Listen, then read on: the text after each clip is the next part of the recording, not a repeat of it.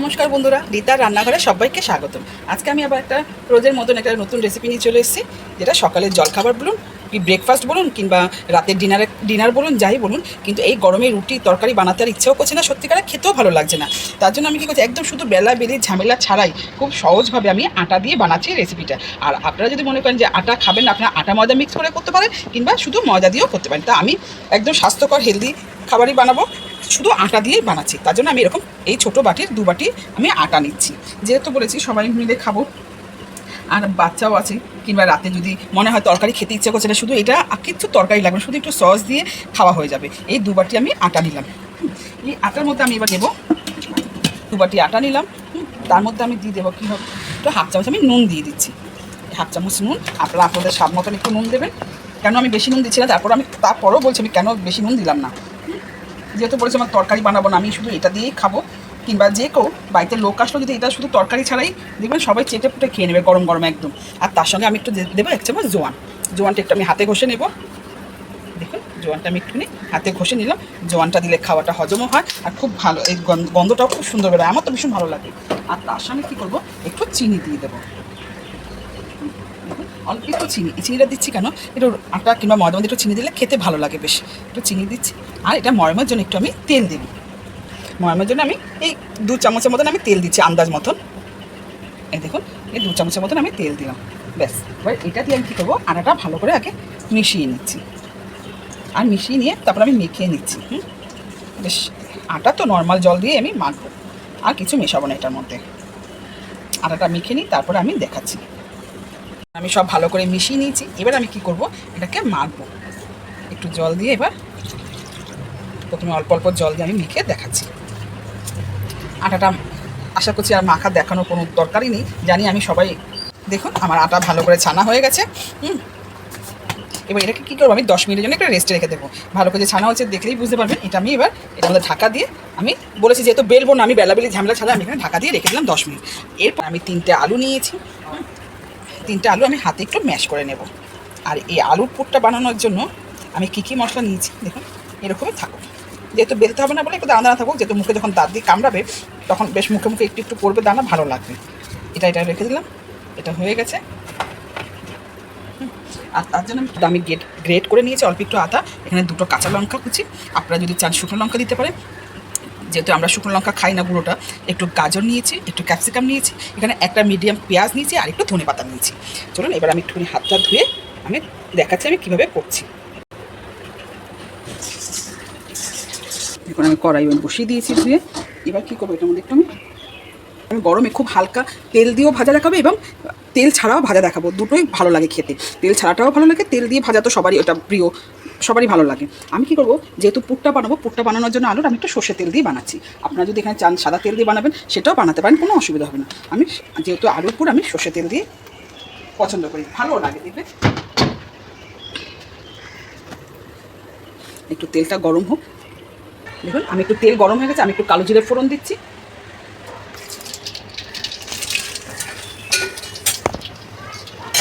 এবার কী করবো, এটার মধ্যে একটু আমি আগে আদা ফোড়ন দেবো। দেখুন এটা আদাটা ভাজা হোক।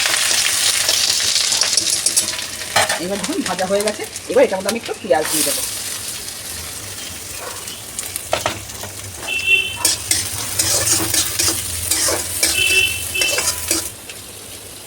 একটু পেঁয়াজটা ভাজা হোক, তারপর আমি সব দিচ্ছি এক এক করে। এবার দেখুন আমার পেঁয়াজটা দেখুন একটু ভাজা হয়ে গেছে, সামনেও দেখুন ভাজা হয়ে গেছে পেঁয়াজটা, মানে লাল করবো না। হ্যাঁ, তার সঙ্গে কী দেবো, একটু কাঁচা লঙ্কাটা দিয়ে দিলাম। এবার কী করবো, একটু গাজর দিয়ে দিলাম। ক্যাপসিকামটা একটু পরে দিচ্ছি, কেন ক্যাপসিকামটা মুখে দাঁতে পড়বে, বেশ কচকচ করবে আর গন্ধটাও খুব ভালো লাগবে, তাই ক্যাপসিকামটা একটু পরে দিচ্ছি। অল্প একটু গাজরও দিয়ে দিলাম।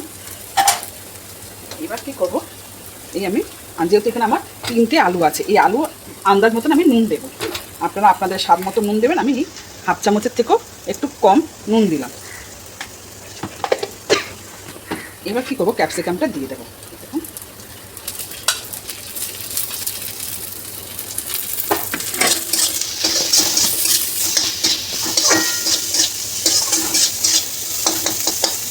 গাজরটা আমি গ্রেট করে নিয়েছি, আপনারা যদি পারেন কুচিও দিতে পারেন, কিংবা গ্রেটারে গ্রেট করেও দিতে পারেন।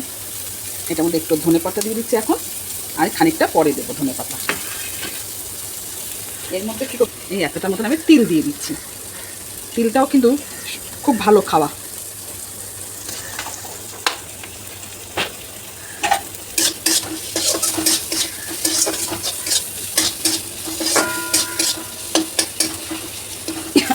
একটু রঙের জন্য আমি দেখুন একটু হলুদ, একদম 2 চিমটির মতন হলুদ দিলাম। এবার সব আমার ভালো করে ভাজা ভাজা হয়ে গেছে দেখুন। এবার কী করবো, আমি আলুটা দিয়ে দিলাম।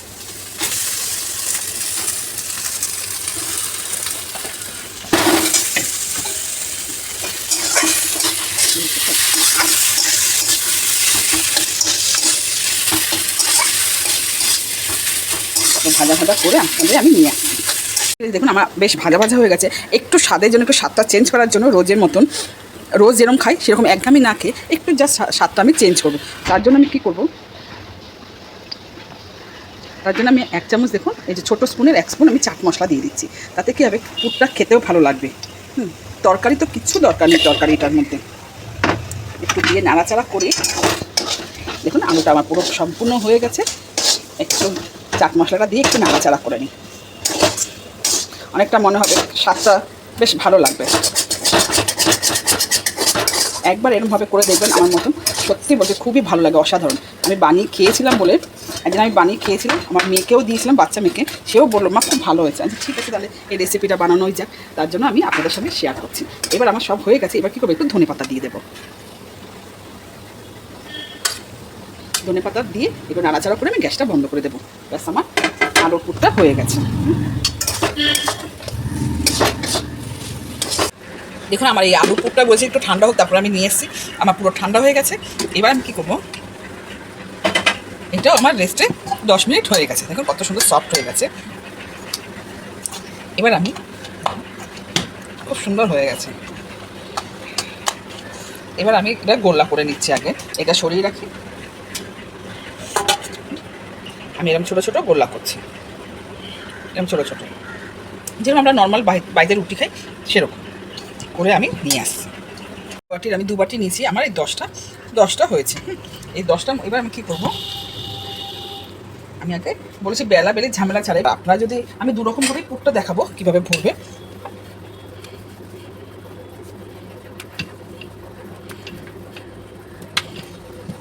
এই একবারে একটু করে জাস্ট বেলতে হবে।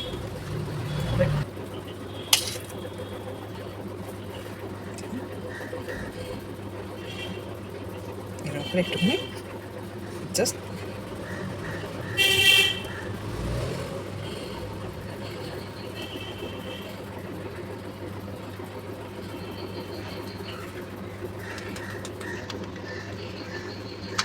থপথপ করে নেব। আর আমি এটা বেলবো না। একটা আমি এভাবে পুর ভরলাম, জায়গা ফাটেও নেই, কিছু হয়নি। আমি 2 রকমভাবেই ভাজা দেখাবো। আর একটা পুর ভরা এরকমভাবেও দেখাচ্ছি আপনাদের। খুবই গরম, একটা একটু হাতে আমি এরকম করে নেবো একটুখানি।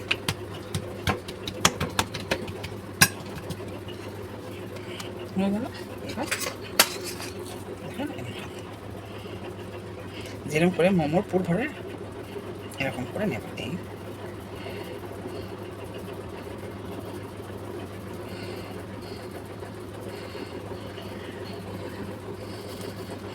হয়ে গেল।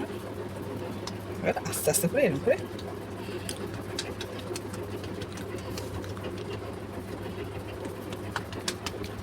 কোনো জায়গাতে কিচ্ছু বেরোবে না। তাহলে 2 রকমভাবে আমি দেখিয়ে দিলাম। এবার চলুন আমি এক এক করে আমি সব করে নিয়ে আসছি। এরকম করতে করতে আমার 3টে হয়ে গেছে। দেখুন 3টে হয়ে গেছে আমার। আমি বলেছিলাম না বেলতে হবে না, বেলা একটুখানি জাস্ট ওরকম করে আমি 2 রকমভাবেই দেখালাম। আর প্রচণ্ড গরম পড়েছে, গরমের জন্য কিছু ভালোও লাগে না খেতে, কিছু কাজও করতে ইচ্ছা করছে না। তার জন্য এই একটা সহজ। আর রোজ ঘুম থেকে উঠে কি জলখাবার খাওয়া হবে কিংবা রাতের ডিনারের কী হবে, এই একটা রোজই সবারই চিন্তা থাকে। ভিডিওটি প্রথম থেকে শেষ পর্যন্ত দেখার অনুরোধ রইল। দেখে যদি ভালো লাগে তাহলে একটা লাইক, কমেন্ট, শেয়ার করে দেবেন প্লিজ। আর আমার চ্যানেলে নতুন বন্ধু হয়ে থাকলে তাহলে একটা সাবস্ক্রাইব করার অনুরোধ রইল। আর সাবস্ক্রাইব করে কি বেল আইকনটি প্রেস করে অল বাটনটি ক্লিক করে দেবেন, তাহলে আমি যা রেসিপি বানাবো সবার আগে নোটিফিকেশনটি আপনার কাছে পৌঁছে যাবে। আশা করছি আজকে ভিডিওটি দেখে আপনাদের ভালো লাগবে। তা আর আপনারা আমার সঙ্গে থাকবেন, পাশে থাকবেন, এই অনুরোধ রইল। প্লিজ আপনারা আমার সঙ্গে থাকবেন। চলুন, আমার হয়ে গেল, করতে করতে 4টে হয়ে গেল। বসিয়ে দিয়েছি, বেশ গরমও হয়ে গেছে। এবার ফ্রাই প্যানগুলো আমি বলেছি একটা তেল ছাড়াও ভাজা দেখাবো, একটা তেল আলা, মানে তেলে কী করে তেলেও ভাজবো, কিন্তু সেটা কতটা কম তেলে লাগে এরকম করে আমি দিয়ে দিচ্ছি একসঙ্গে।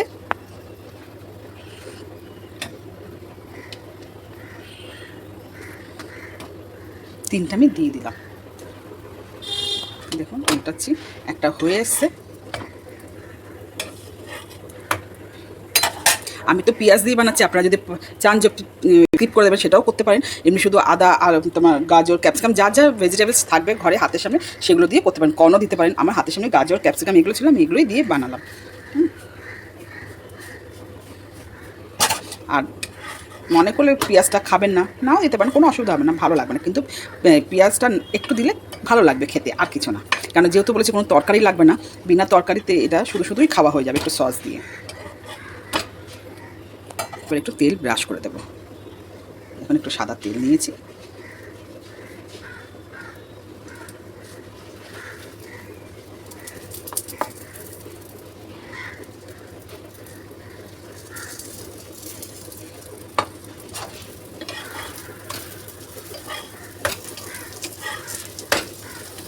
কত সুন্দর হচ্ছে, কত সুন্দর লাগে, দেখেছেন? তেল ছাড়া মানে কি অল্প তেলও সুন্দর হয়।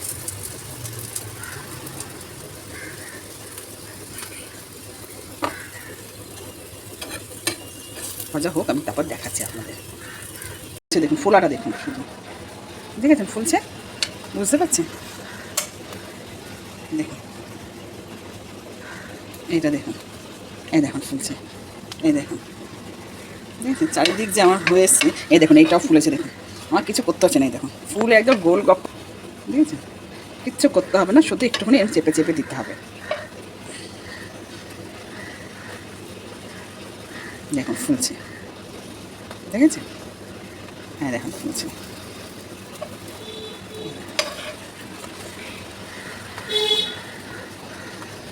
তেল ছাড়াও কত সুন্দর হয়।